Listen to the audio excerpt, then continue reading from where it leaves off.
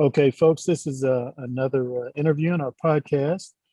This is a new guest for us. We've never had this brother on before, but I had to get him because, man, this guy wrote an article. It just absolutely fascinated me. I think most of you know my longtime, not just interest, but my longtime professional involvement in chess. I've been a professional chess coach for about the past 10 years, and you know about my other activities and working with young people here in Louisville. So I'm going to have this brother introduce himself because his first and last name, I said, I'm not going to butcher this man's first and last name. I'm not going to go on record doing that. Brother, give us your first and last name and a little bit about yourself. Not a problem, man. A pleasure to be with you. My name is Joakim Buch. So the second part should be easy enough, right? Just English for book, like the kind of stuff you read. Or I don't know, maybe people have too many Kindles these days. They don't have books. So yeah. But that's where we are. I'm a research fellow at the American Institute for Economic Research. I do a lot of writing across different platforms, and I do a fair amount of editing of financial newspapers, journal articles, academic stuff. So that's roughly what I do. And in terms of content, it ends up being all over the place. Whatever I'm interested in, then I take a look at that and I write about that. That's fascinating. So basically, in a sense, you're sort of paid to think. Exactly. Sometimes I joke that I am paid to fight with people online. It's like I'm almost a professional troll. It's not a very kind way of putting it, but it's like, yeah, I get paid. I'm a wordsmith. I get paid for putting words on a piece of paper and assembling information or graphs or links or arguments or things like that. So yeah. What's your educational background? What's your undergraduate degree in? So my undergrad was a joint. So I went to university in the UK so my undergraduate degree at the University of Glasgow in Scotland, the same one where Adam Smith taught in the 18th century. And so I did economics, a joint degree of economics and economic history. And then I did my master's degree at Oxford in financial history. So I've been looking at banks and balance sheets and financial markets of the past quite a lot. And specifically, my time period was something around 1850 to about the World War. So the classical gold standard period, like the Victorian era, when everything is growing and everything is booming and everything is very interesting. And Britain is still great, and America has not yet emerged as the global power of the world. So that's sort of the time period of history that I like the most. And I want to say to my listeners, when he says UK, I think he believes United Kingdom. Yes. We're here in Kentucky, brother. So when we hear UK, we're thinking of University of Kentucky. Really? Basketball team, Wildcats. Yeah, man. Yeah, so no. I had to clarify that for my listeners. I went to University of Glasgow and I went to University of Oxford in England and in Scotland, across the little pond. And your doctorate, are you pursuing that? Do you already have one? No, I did not. I applied for I got into a couple of PhD programs, but at last minute, basically, I decided against it. And I don't know, maybe it was luck, maybe it wasn't, because it was a year before the pandemic started, and I started traveling, and I was doing my work from all over the place. And then this happened, and I really didn't want to go into a university like that. And I mean, I can also watch all the lectures from wherever I am, right? So it didn't make much sense, and I kind of enjoy what I'm doing, and I have the freedom to do all the kind of stuff that I'm interested in. Right. So I didn't really pursue it. Maybe I will later. Who knows? Well, let's get into the article that caused me to say, I have to interview this man now. What was the name of it? It was on chess and economics. What was the specific name for that? And where can we get that article? So it's on the website for American Institute for Economic Research. So that's AIER.org. And the title is What Chess Can Teach Us About Economic Justice. So I'm not a particularly strong chess player, I should confess, and I don't know too much about the game. I'm fascinated by the game, and like most people during the pandemic, I've gotten back into it, and I've watched a lot online, and like all these streamers on YouTube and Twitch and everything. and the tournaments, like every other week, there's a big ass tournament with a lot of these like really, really good, fascinating players. Right.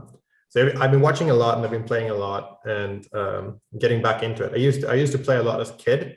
Mhm. And I think my dad taught me when I was maybe 5, 6, 7 years old. Wow. And I liked to play a lot back then, but I don't know, I didn't have a particular talent and I didn't hone it and I didn't practice it. And then it just fell away, you know? During the time you were playing, what benefits, if any, do you think it was giving you? Oh, when I was a child? Yeah, Yes. no, I don't know, maybe. So I think actually it has, because it was, I've said this a couple of times in like job interviews and settings like that, one of my skills is to think ahead and to strategically think. And I think, but I've always associated that with more, in my teenage years, I played, you know, all of these games like, you know, Age of Empires, World of Warcraft, StarCraft, that kind of thing. And they're very different games than chess, right? Like when we think of chess, we think of two very clever bearded men, maybe, or these days, like cool streamers sitting or hunching over a board and then thinking about the optimal move. Whereas like a game like World of Warcraft, we associate with nerdy, or Counter-Strike, nerdy people who, nerdy young people who sit in comfortable chairs and like drink Red Bull or something. So they're very different, but in terms of their actual gameplay, I don't think they're that different. They're all about strategic thinking. They're all about anticipating what your opponent may or may not do, what's the best move that your opponent may do, and what you should do in advance of that. It's just like the quintessential game. And I think economists have written about this a lot, and we have an entire field called game theory, where chess is like an interesting aspect of that. But in a high level sense, that's all about interactions between different parties, and how you sort of how you play. So I think actually, like I have had some experience or some sort of forces in the past that have shaped me to think strategically and think about the long terms and like, well, what if I do this, what happens and what follows, that kind of thing. Wow. Very structural, logical thinking kind of stuff. Right. Okay. That's interesting. So how did you come to write that article? What can chess teach us about economic justice? Was that it? Yeah, exactly. So I was thinking about this massive boom that the chess industry has had during the pandemic, right? Or yes. Like, as far as I understand from people I know in the industry, it was sort of simmering before, and like Magnus Carlsen and then the Play Magnus thing and Chessable and all that kind of stuff have sort of like, they've pushed for a lot of things, and they've been building things and like trying to reach out and trying to sponsor events and trying to like promote chess to a younger audience or a wider audience. So I think that was still there. Yes. But then all of a sudden, when everyone was home, and it's like, okay, all the sports events are gone, and all like I can't hang out with my friends anymore. What am I going to do? And then a lot of people found chess, and then even more people found chess. And then on top of that, we had the Netflix series that everybody loved.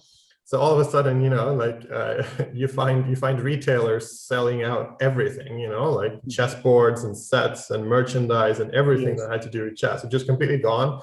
Everyone was playing, like the games played on Lichess and chess.com just exploded. The people who signed up for those sites just exploded. Everybody watched, you know, Hikaru or Gotham Chess or somebody on Twitch. It's like all of a sudden this was something everyone was doing, and it was kind of amazing. So I was thinking about this, and it's like, oh, here are all these people who've been working on their craft for, you know, literally their entire lives. Maybe they've been, you know, managed to make a living out of it, you know, as a chess teacher or instructor, maybe supporting. If you're really, really good, maybe you can be in the top tournaments. If you're slightly less good, maybe you can like be a support team to one of the really, really good players, like that kind of thing. And in the last couple of years, like if you've been into programming and that kind of thing, then maybe, and you're good with computers and you're interested in chess, then you have a niche for sort of helping out a lot of people who do chess professionally. So there is this entire like infrastructure. I think of it as a pyramid almost. Like there are all these people who are in there, and most people are just doing it as a hobby or on the side because they're not high enough up in the pyramid to be able to monetize their work. And then boom, happened March last year, and then all of a sudden a lot more people are able to do that because there's so much inflow and there's so many people who want to, you know, buy the stuff and read the books and learn the courses and all the other things. So all of a sudden, like there are so many more people who can live off this, and the really popular streamers on YouTube and others, all they have hundreds of thousands and millions of subscribers and viewers. Yes. So they can monetize their work. So they're getting this massive financial boom out of nowhere, and that sort of made me think about justice. And it's like, okay, we often think, at least in my circles, when it comes to political economy and like policy making and that kind of thing, we often think of as people who make their living and make a lot of money, and then we need to have a certain kind of redistributive element, and governments need to tax those who make a lot to redistribute the money to those who don't make a lot. And I was thinking about the justice about this, and how that applies to this entire like industry or pyramid, if you wish. Here are all these people who all of a sudden earn a lot of money on something that they worked their entire life on, but they never worked on it thinking that, yes, one day I'm going to sell this and I'm going to earn a lot of money. And, like they were doing this out of passion, and I couldn't really grasp why they do not deserve all the gains that they had, So I was sort of thinking about these interesting topics in philosophy and political economy when it comes to it, and sort of applied through chess for the events that we had last year. So that was basically the take that I had, the inspiration. Well, I want to let you know that you're spot on with your analysis about how chess just blew up. It just went boom. Again, I've been doing this for the past 10 years, since 2010. I've never seen anything like this. And I tell you, it really hit me when two things happened to me. One, the place where I buy my chess supplies, they sent out this mass email saying, look, folks, because of all the tremendous amount of orders we have, we're not going to be able to get this stuff out as quickly as we have been in the past. That clearly showed me something right there.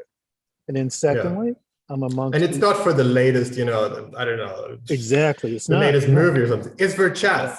Right. We have chess boards everywhere. We have chess books in every library. You can watch them anywhere. But all of a sudden, everybody wants this, and still it sells out. It's amazing. Yeah. You're exactly right. That's exactly what it was for.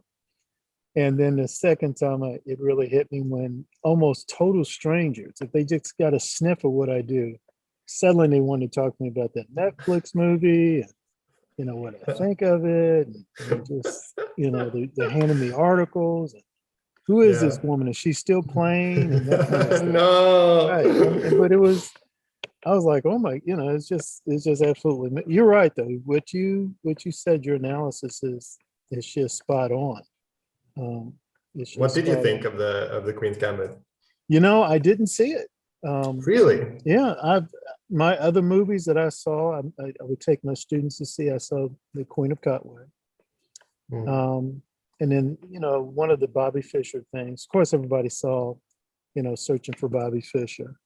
The Netflix thing. The closest I got to it, I saw some excerpts on YouTube. And what I would say to people, I'd heard people talk about it, read reviews, a few things on YouTube. And my thinking was, I wish they had done a movie on Susan Polgar and her two sisters. Right. Because reality is more amazing than the fiction. Right.